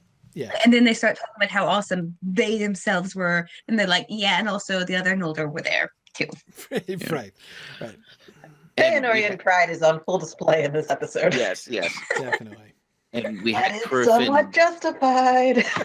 Yes, they're not completely wrong. Curfin suggesting this idea of having like the brothers separate and go out as like emissaries to like help the other kingdoms kind of uplift their military preparedness. And it like, of course he would do that. Of course that's his idea. Yeah. Because obviously he's going to try to take over wherever he's at. Yeah. Yeah. Bythos puts the kibosh on that real quick. Yeah, but I did like that. And of course that as a little, like tiny little foreshadowing of Nargothrond as well, was nice. Yeah. No, that was good. Yeah. I liked all that stuff. Yeah. We bring in the idea of Turgon as architect, essentially having inherited his grandfather's skill of architecture, which was kind of Finway's gift that we gave him. Yes. We did some stuff with Arathel and Idril to get set for their relationship being part of the motivation for Arathel to go to Gondolin. Yep. Yes, this episode does pass the Bechdel test. Yes. Yes, it did. Yes, it did. Two women talking about sculpture. Yes, that was good. Yeah, and I really the hope of their people, and things like that. Yeah. And I really like the fact that, like, things like that have happened very naturally without us really having to. Yeah. Like, despite the fact that, yeah, there's a lot of dudes in this show. Like, that's true. But, like, we're not really trying that hard to push back against that. And yet there's still scenes like that, which I really like. The friendship that has grown in this season between Luthien and Galadriel has had that effect too. Yeah. I do feel that, I like the way in which we are, and again, as you say, not just trying to force it and being like, look, we're trying to give women more screen time, but just kind of naturally exploring what is the role of women in Noldor society and how what do they do, how do they interact, how do men and women how are the roles of men and women, related and worked out in Noldor society? We've thought a lot about that, and it has led to, I think, some really good and interesting and natural scenes and characterization. Is there anything that, because we already kind of talked about the dreams, is there anything else we want to talk about for episode 10 here? Well, we did have a very relevant discussion when we were planning this episode about what kinds of pajamas Finrod and Turgon were wearing. Oh, good grief. Pajama. The great pajama debate of 2019. Yeah. Since they're on a trip together and they're having the same dream, it just came up naturally. Yeah. And so of course we have designed in episode 9, because we were talking about how Turgon was having his dream that made him go away from the battle, and I suggested that Turgon's pajamas should have hearts and suns and moons on them, just like his heraldry. And then Echelion's pajamas have fountains on them, and Glorfindel's pajamas have golden flowers on them, and then Agalmeth has like rainbow striped pajamas, and Duelin has Glorfindel pajamas. definitely goes commando. No question about that. Wait, who does? In your Glorfindel, my guy, yeah. my main man. Trish, in your dreams. Trish, I think you will be happy to see some of the choices that for the casting for Glorfindel. Oh yay! I'm excited. Hakon made sure that the nominating criteria was he has to be a good-looking dude. Must be pretty. Glorfindel equals He must hot. be That's- Trish's type. Yeah. It must be Well, Trish's I type. mean, whether or not it meets your exacting standards will be another issue entirely. You can leave that up to you to figure out. But I just wanted you to know that he at least put it out there that was one of the things we should be looking for. Right. We are not casting a homely Glorfindel. That will not That's occur. right. That's right. Well, Right.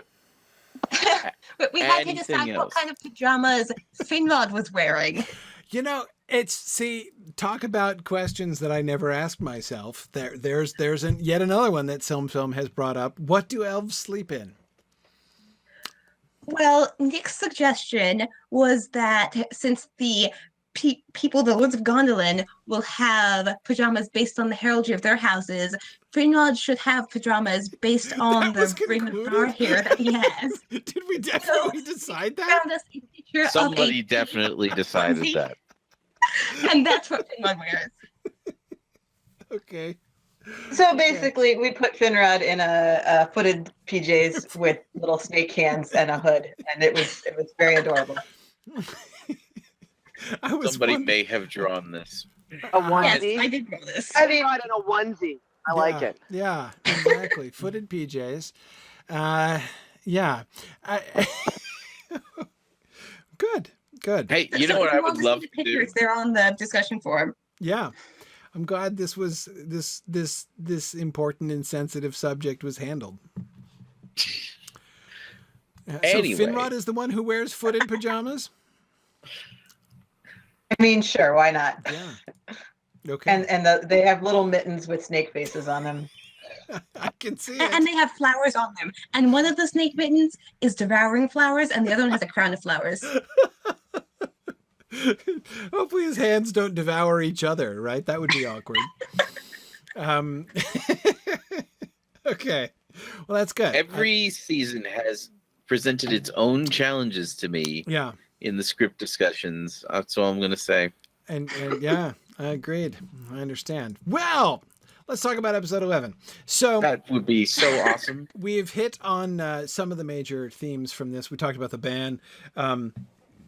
So one question. So Finrod and Turgon are beginning their quests to make their strongholds here. Turgon is going to... So Turgon's story, I thought was fairly simple, and I liked how that worked out. I don't have It's a road any... movie.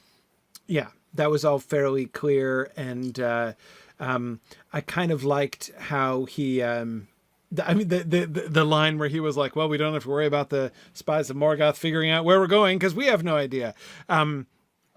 But the meeting with Thorondor upon Amon-Gwareth seemed, that was like nice and climactic, and I like that a lot. So I have no sort of questions about the Turgon subplot there. Every time we talk about somebody meeting Thorondor, I keep hearing Aslan in the back of my head going, "Yes, more magic," only in a much more booming voice than that. Yes, exactly. So the Finrod story. The one major question I had about Finrod going to Thingol for assistance, I didn't have any questions about him doing that. The question that I had was, so on the one hand, I understand why Thingol makes such a big deal of it, because he's still mad at Finrod, and I get that. And that's fine. Like you would be. Right. But at the same time, he's kind of I felt he came off sounding a little petty, honestly, because Finrod, and I found myself wanting Finrod to say something like, "Dude, don't do me any favor. I just asked you if you happen to know of a cave, okay? I didn't expect a kind of Spanish Inquisition, right?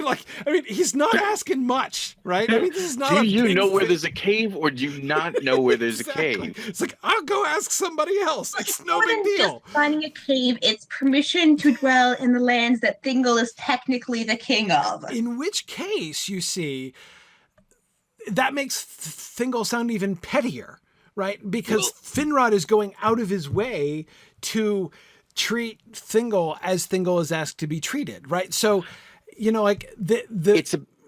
Yeah. Sorry, I'm sorry. That's okay. Go on. That's okay. It's a bit more than that, though, because Finrod is the only one who winds up living in, southern Beleriand. Yes. Nobody else comes down below... I'm Russ. Oh yeah, but he doesn't he's living in a yurt. It's not the same. Russ is a wandering guy. He's not building a kingdom. Exactly. Right. Exactly. Right. It's not the same thing. He's living in a yurt. Amras probably doesn't. He is actually living in the yurt. You'll see that in episode 12. I love it. I love it. I thought you might actually. I'm so glad I kept him alive so that he could go on to live in a yurt. You're welcome. That is its own justification. Sorry, go ahead. So what we should have done is had Angrod live in a yurt. Yeah. See, anyway, he doesn't even need it. Sorry, what I'm saying is that Finrod's getting a lot closer to him than anybody else really is. So, it's a bit more that, because this isn't part of the lands that Thingol because everybody else so far has stayed in the areas that Thingol was like, yep, that you can stay all up there, that's fine. Now he's asking for more than that, which I think is kind of a bigger part of the issue. And maybe if we brought that out in dialogue, that might help a little bit. Maybe a little bit more. But okay, it's still it's not like he's asking to live in Doriath, it's outside the girdle still. And I know Thingol claims all this land. No, but Thingol is being petty here. I think that's a fair assessment of his reaction. And this is not the first time or the last time that Thingol is going to have a fairly petty reaction to something. Right. He's true. He's someone who's easily aggrieved. Right. And when he's aggrieved, he lets you know. Like he isn't someone who processes his anger and makes mature choices without a lot of help from those around him. Like Million doesn't let him access his Twitter account that often. I'm just saying. Right. So, yeah. Well, so Nick, but coming back to the Southern Kingdom thing, see, one of the reasons that didn't come up much in dialogue is that Finrod, he's not like hell bent on making a kingdom in the South, right? I mean, he doesn't know the location of the cave. I mean, it's like, do you know any convenient, untenanted caves that I could live in? And it does end up being in the South, but it doesn't have to be, right? I mean, it could be anywhere. Well, so my operating premise for Gondolin and Nargothrond have been that Gondolin is kind of like an ark, right? Right. It like just bottles Elvish culture and drops it somewhere safe. Yes. Nargothrond is more of a sanctuary. Yes. It's a fallback position. It's a place where it's very welcoming. People can come there, but it's someplace relatively safe. And I think that because of its role, it kind of does have to be somewhere further away from Angband. Yes. So I think that he would have to actually ask for it to be someplace in the safe place where Doriath is. Yeah. Right. Yeah. I mean, yeah. And, so maybe it's okay. I mean, that could be emphasized a little bit more, though Maria's right. Like if he looks petty, it's not a huge deal. Especially since, everybody at his court is gently not siding with him, right? I mean, Melian is kind of like, let's think this through. And Dairon, for crying out loud, little Dairon is speaking up against him, right? Not against him, but, pointing out that he's being petty. And Celeborn, of course, is so, everybody is essentially not quite ganging up, but almost ganging up on Thingol during this episode. Goodness, Celeborn practically tries to like take one for the team and like draw Thingol's ire onto himself. It kind of feels like he's doing Finrod a solid there, he's being the social tank. Yeah, exactly. So, and again, it didn't.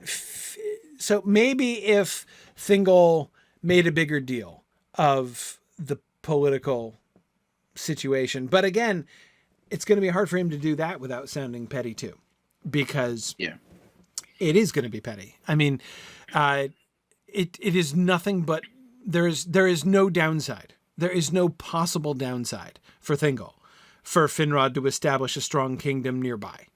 Unless he can't trust him. What Thingol is really concerned about is how personally betrayed he feels by Finrod. Right. Because it was Thingol's brother that was killed in the kinslaying. It was his niece that was killed in the kinslaying. Yep. And Finrod covered this up. Right. And that all makes sense. I guess that's what made it feel kind of petty, because Finrod is, he's, when Thingol has that, like, you concealed this to me, you betrayed me personally, and now you come asking for my help. Like, that's his whole line, right?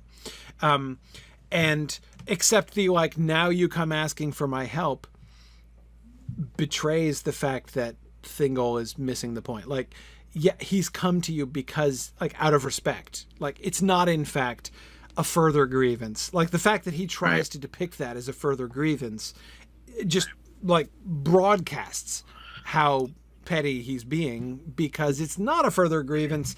It is, it's the opposite. It's a sign of respect. It should, his coming to Thingol should be a mitigating factor for what he did before, rather than the opposite. Well, and what's interesting is that anytime that Thingol like pushes back against the Noldor at all, it is kind of petty, because he can't really, like, it's almost cowardly in a way, because he can't actually get into open conflict with them. Yes. Yeah, You know, so he can't takes all possibly these little fight against them, opportunities but that they he- can't attack him either because he's safe. Right. Yeah. So he uses all these little ways in which he does have power over them to get one in on them. Yeah. You know, it's not a good look. There's no doubt. And I think it's okay for us to be going down this road for him, because it's only going to be we're not going to see Doriath that much next season, I think. And I mean, I think we'll see them, but not a ton. Yeah, no, I agree with the Galadriel and Celeborn situation, and with them also out on their honeymoon, their extended honeymoon, right? Well, we will have Thingol's reaction to Min coming into Beleriand, which is he doesn't want any of them. Kick them out. Kick them out. Yeah, exactly. He says, Yeah. "I'll let Thingol live in the forest of Brethel," and he Thingol's appreciates reaction is, well, there goes the neighborhood, right? There were men. Yeah. Yeah, so But- we'll have his reaction, we'll have a few things, but he's not interacting with the men, so therefore the Doriath storyline is definitely way back burner in season Right. 5. And then we have Brennan Luthien where it comes back to the fore. So we do need to have Thingol at the end of this season pretty much where we want him when Beren shows up, yeah. when Beren crosses into Yeah. Right. to Luthien. Yeah, And- so we need to kind of get him there. And I think that, like, all of these, like, the betrayal on top of betrayal on top of betrayal is kind of, and we're setting him up to be that person. Right. But we're not just going to leave him here because we're going to have the wedding, right? And things will Right. be better at the wedding. So, Right. but we've given glimpses of this. So yeah, no, I think it works. But I do agree, this is not a good look for him. This is not a good look for He Thingol. does not. His dialogue some to make him sound a little bit more sympathetic. Like he can sound less angry and more hurt in some Mhm. places, Mhm. and really like talk about why he feels it's important that he doesn't do this for Finrod because of how betrayed he feels. Yeah. Yeah.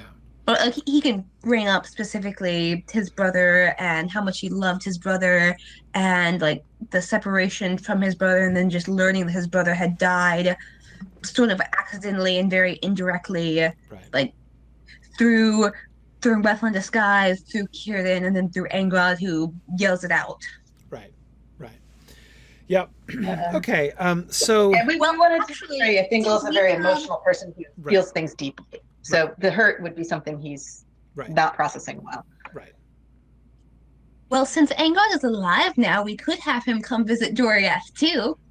We could do another. We'll probably. I mean, we'll want to visit more than once, I think, during season 5. But I agree, it's not going to have a major role in the story. Yeah. Anyway, okay. Let's talk about Galadriel and Celeborn then, and then I think we're good for episode 11. Galadriel and Celeborn cooking together was so precious. Oh my goodness. Oh my goodness. And the fact that like Celeborn is a really good cook, I kind of loved that actually.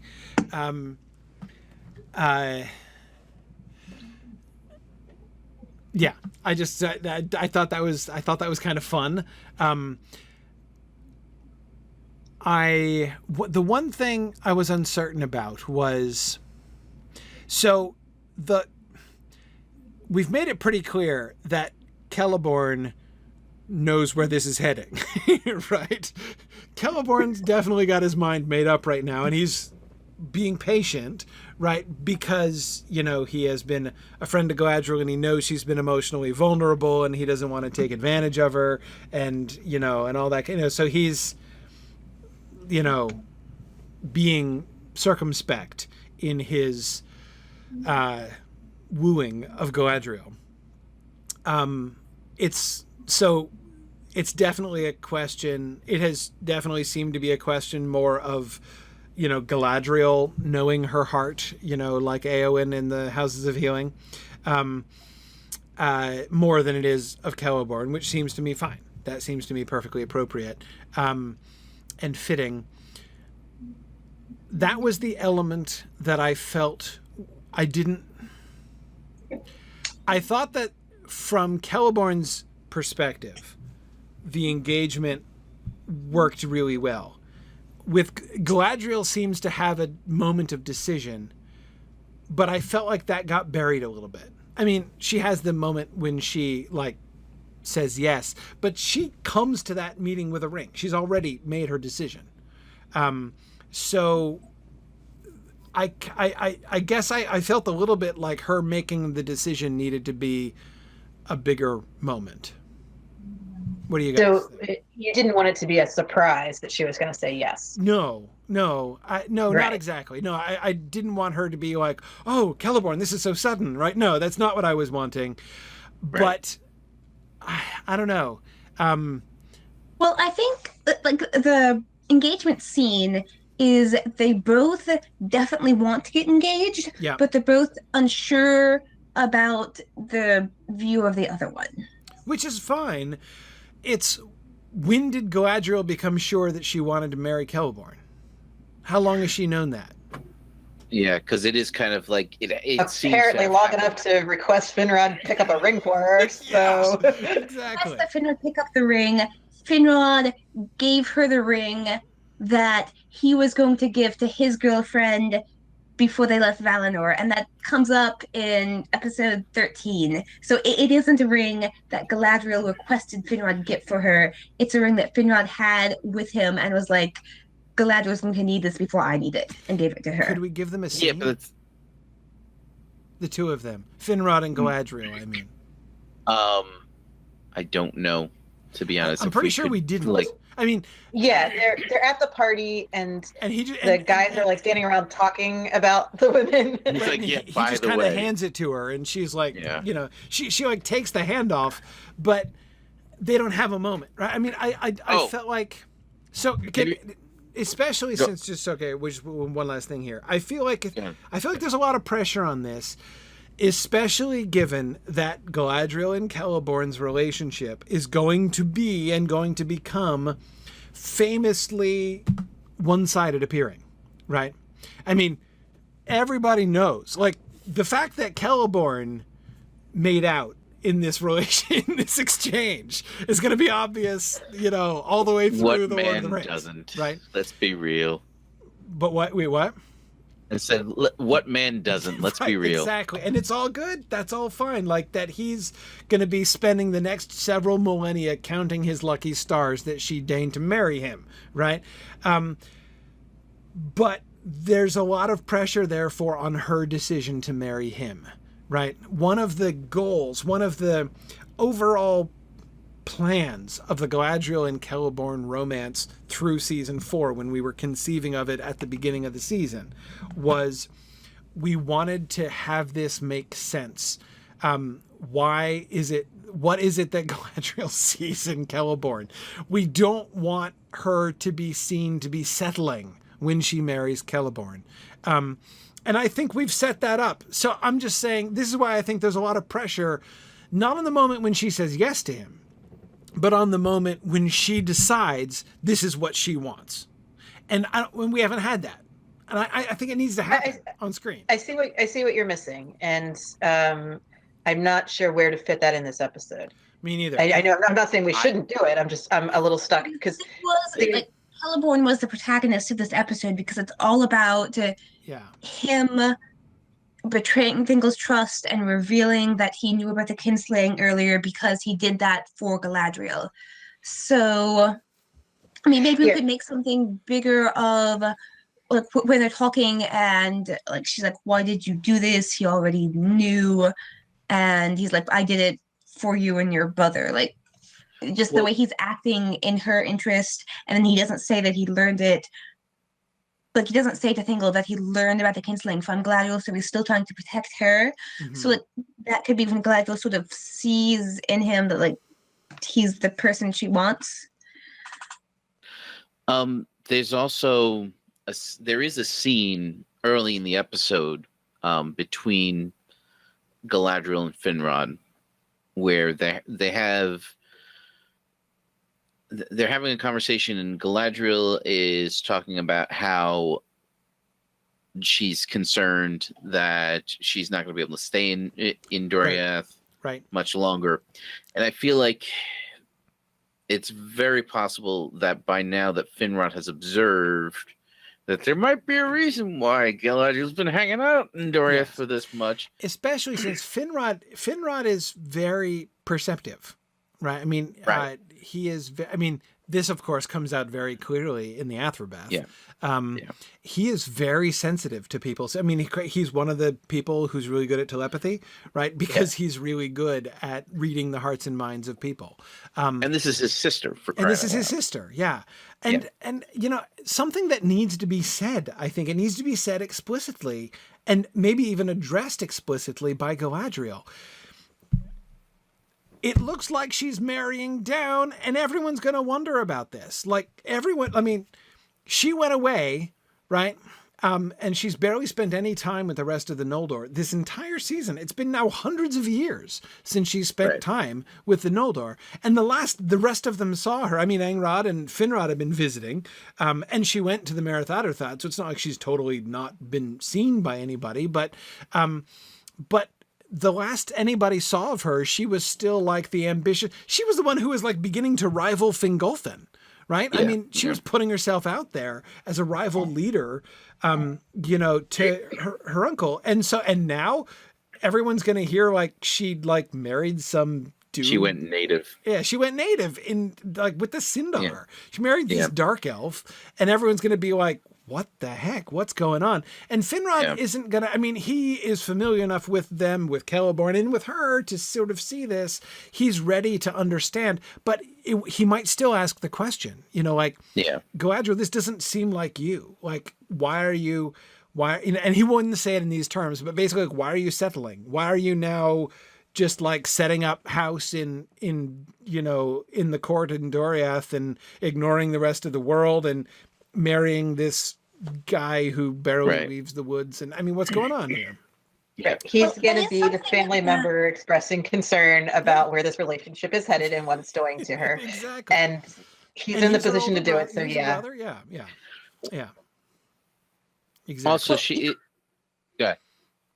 well, I just wanted to say, I don't think that Finrod would be the one who would like not want Galadriel to marry Celeborn or be questioning that. He would see that if they love each other, then they should be together. So maybe he could do something like when Galadriel is talking about how she's like uncertain, she feels that her welcome in Doriath is coming to an end. He could ask her, well, why have you stayed? And then sort of the thing left unsaid would be that she stayed because she likes Celeborn. Yeah.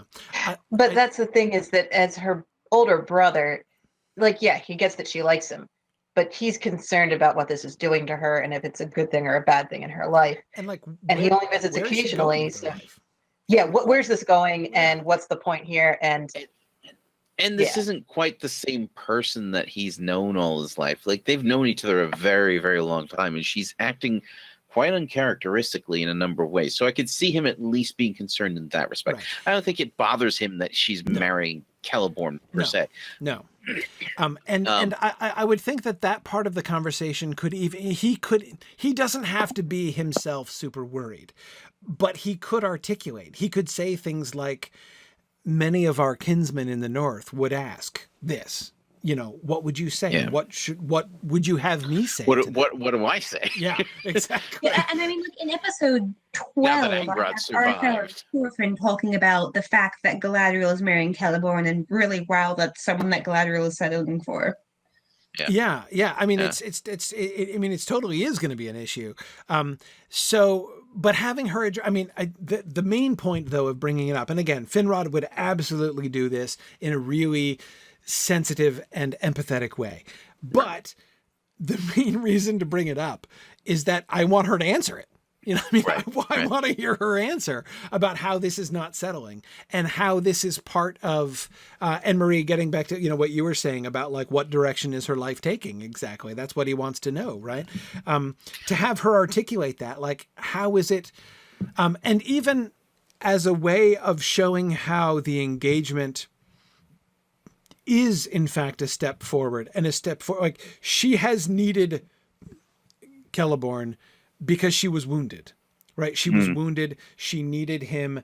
He was helpful to her. He was a shoulder to cry on, and he was someone who was willing to listen. He showed trust to her when she didn't even trust herself, respect for her when she was having a hard time respecting herself. You know, all of these things. That was great. But that's not an awesome, like, if that's the whole basis of their relationship, that's not very good, right? That's not, you know, so we need to show, for the sake of seeing where Galadriel is headed for the next several seasons, you know, for this next, stretch of the story, but also for the much longer term question of what is the marriage, not the initial relationship, but the marriage of Galadriel and Celeborn founded upon. What's her vision? She should have a vision, right? Of like what she wants to do with the rest of her life and how marrying Celeborn is a part of that story. That, yeah. And obviously her answer can't just be that he's an easy guy to boss around. You're right, exactly. Yeah. Where else am I going to find someone this tractable? I've been seeing some very unpleasant things said about Celeborn recently, and made him a blood boy a little bit. Especially knowing, I'm with you, Nick. I don't think he's the guy that people make him out to be. No, it's easy to make jokes about it. He's an easy target, but yes, I agree. But yeah, this is our opportunity to let Galadriel express what she sees in the guy. Yes. And if she can't tell us that, then we've obviously dropped the ball somewhere. We've got a problem. She should know. Yeah. Well, the one thing I'd be concerned about doing it is having it that early in the episode, because like part of the story of the episode is Galadriel being uncertain. Like when they have the cute moment of them cooking together, she is a little bit concerned, realizing just how intimate they've gotten. Yes. So if you think to have a conversation like that with Finrod, it should happen later in the episode or after that, or after you at do the feast, or something like that. Yeah, at the feast. And so, by the way, this the ring. Here's my suggestion about the ring. The culmination of this conversation with Galadriel can be him taking because he's wearing the ring around his neck on a chain. I'm thinking. Yes. Right? Yeah. He takes it out because he's got it on him. How he always has it on him. He takes it out and he gives it to her. And this is like the physical sign of his like conferring his blessing upon it. As the stand-in for her father. Yeah. And I don't think that we thought about this at the time, but Finrod is in a lot of ways kind of like the anti-parallel to Sauron. Mm-hmm. I mean, obviously Luthien as well, but Finrod in some very, very direct ways. Yep. Like people feel about Finrod the way Sauron would kind of like people to feel about him, right? And everybody loves Finrod. Everybody loves Finrod, yeah, exactly. And Finrod gives a ring to Galadriel. Yeah. Which just that's cool. Yeah. That's cool. Yep. I had a little chill when I was reading it like a few minutes ago, and I don't remember us even thinking about that. Yeah. Yeah, we didn't think of it then. Yeah, no, I think that's really great. And having him take the ring out, from around his neck, from under his clothes and around his neck, gives him an opportunity to give a 30-second reminder of like, the fiance that he didn't come with him, Well, so that's actually the way I did that in episode 13 is it's not something they talk about. I did it in a flashback because we had in that episode the scene where Galadriel was talking to Finrod and she's like, well, why don't you marry? You're really good. You should marry somebody. And like he says that he's going to swear an oath and that he won't have a son to inherit his kingdom.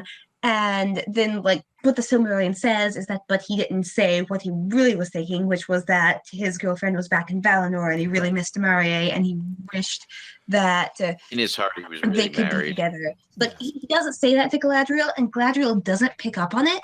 So I don't think in this scene where he gives her the ring, he should be talking about his girlfriend. I think he should just be giving her a ring, and then the fact that it was the ring that he was planning to use as his engagement ring will come up in episode 13. She's surely going to give him a quizzical look about where he got the ring and why he happens to have one on him. But I think that this could actually work with that, though, because if in episode 13, she's like, hey, Finrod, aren't you ready to move on and find a new girl here in Beleriand where everyone is happy and in love like me? Then it sounds a little clueless, but it'll be less clueless if he just gave away the ring that he was saving for his girlfriend in Valinor. Because when Finrod hands that over, like, well, this was meant for Amarie, but obviously I'm never going to give it to her, so why don't you take it? Seems like you might have a use for it. Galadriel can take that as Finrod's let go of the past. Move on. Yeah. Right. He's moving on. Right. So she thinks she's making a fun joke or just a friendly, like, it's okay, we can talk about this now. And Finrod's like, yeah, no. That's never happening. I will never marry my heart. Like, Galadriel doesn't understand that about Finrod, but if he could mention in passing something about Amarie when he hands the ring over, about him not needing it, that she could take the wrong way. Right, and then that makes more sense than Galadriel being like completely clueless that Finrod had a girlfriend when they were in Valinor together. Because she would have known her, surely. Yes. Right. They were both at the party when the trees got darkened. Yeah, exactly. Okay, good. All right, so let's leave it there then. We'll come back and we'll do episode 12 and 13 next time. Before we begin 12 and 13, though, I will want to come back. I will want to talk about the answer to the Galadriel's answer to the question. Why is she marrying Celeborn? So we don't have to come up with that answer tonight, but we'll talk about that before we get to 12 and 13 next time, and then we'll do 12 and 13. All right. Fantastic. Excellent. Very good. Thanks, everybody. So two quick reminders before we close. One is that our next session is next week. Our every other week schedule has been kind of blasted for the last couple months. We've been doing like 2 weeks in a row and then skipping 3 weeks constantly. But anyway, here it is again, because we're coming up towards the holiday season. So we're going to have our next session on December 12th, in which we're going to complete our discussion of the scripts. And Marie, I see in your text here, you were not confident that we would get through episode 11. But anyway, it's all good, because we will come back to 11 as well. So anyway, so we'll finish the discussion of the scripts, but don't forget, voting for casting is now in progress. So go to the casting forum and cast your votes. This is a direct link here. But you can find it in the discussion forums, and vote for folks. So vote for your actors of choice to choose our roles. Make sure that Trish gets a sufficiently hot Glorfindel. That's going to be crucial here. So, all right, and voting will remain open through Christmas. I think Hakan said through Christmas. Excellent. Yeah. So we'll remind you again next time. Very good. Okay. Excellent. Well, thanks, everybody. Thanks for the discussion here tonight. Thanks, of course, to our script team guests, as always, Marie and Nick and Rhiannon. Appreciate all the work that you've been doing and your joining us tonight again. Thank you so much for having us. No Indeed. Yeah, thank you. And we look forward to one more discussion with you guys next week on this stuff. So thanks, everybody, for listening. And I will say, as always, thanks for listening and Godspeed. Okay. Very good. Excellent. So thanks, everybody. We'll see you guys next week. Alrighty. Before you go, yeah. Is there any specific like scene or episode that you want us to read from? Like, what is your favorite scene so far that you think we could read? Or like, is there anything you're looking for in one? Or like, how many scenes do you want us to read? Like, do you want me to find several, or do you want it to just be one, or what? We should probably just one. Just one for time purposes, because we have still quite a bit to discuss next time as well. We'll try to start a little closer to on time in order to accommodate that. But, yeah, so, I think it should be one. Do we want to get a 6-character one? Will we have Dave with us, or? I hope to have Dave with us, but I'm not 100% sure. So maybe pick something that's got 4 speaking parts and a narrator. Yeah, that might be best. Well, I think there's some scenes that we could do like without the narrator. Right. Okay, that's it. Yeah. But it's just a lot of them do have stage direction in them and stuff. So. Right. Yeah. So let's look for something with multiple people would definitely be good. I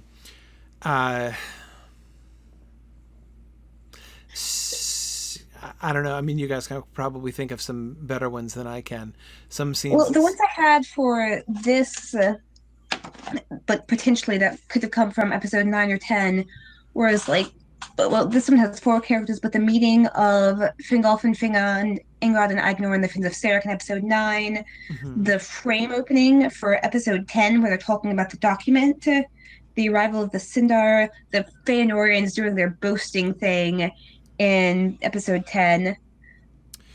For episode 11, the scene where like Thingol's meeting with his advisors and they're all sort of complaining about the ban, or the discovery of Tumladen when Turgon and Ecthelion and Glorfindel and Agalmeth go in there and they meet Thorondor.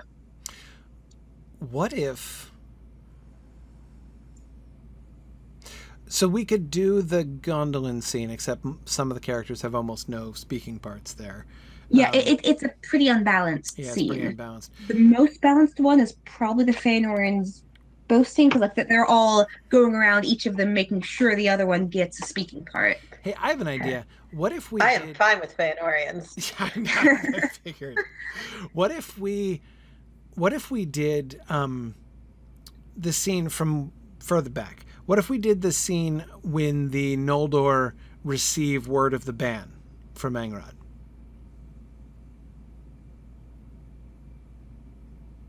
The council there, I think there's more speaking parts. There are. Than that, but we can definitely play more than one character. Yeah, we can double up. That would be easy enough.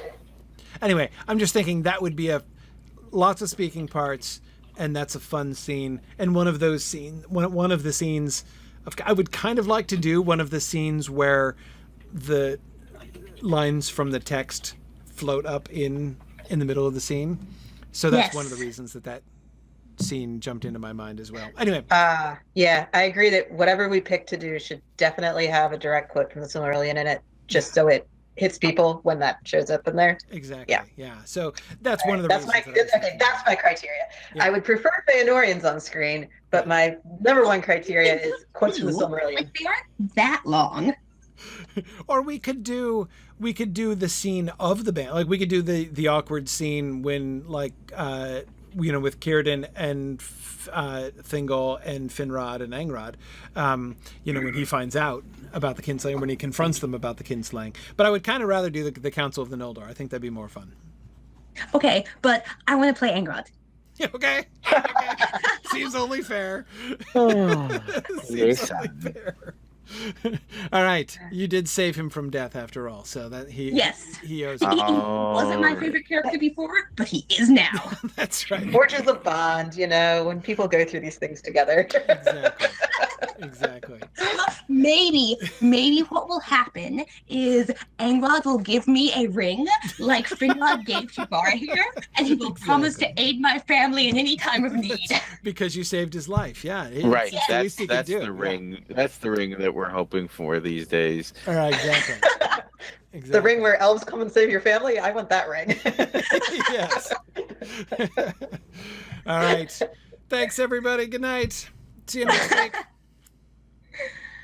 Although the theoretical budget of our hypothetical blockbuster may be unlimited, the production budgets of this and the rest of our fun alternative educational projects are unfortunately not. If you have enjoyed joining our production team, please consider donating at signumuniversity.org/fund.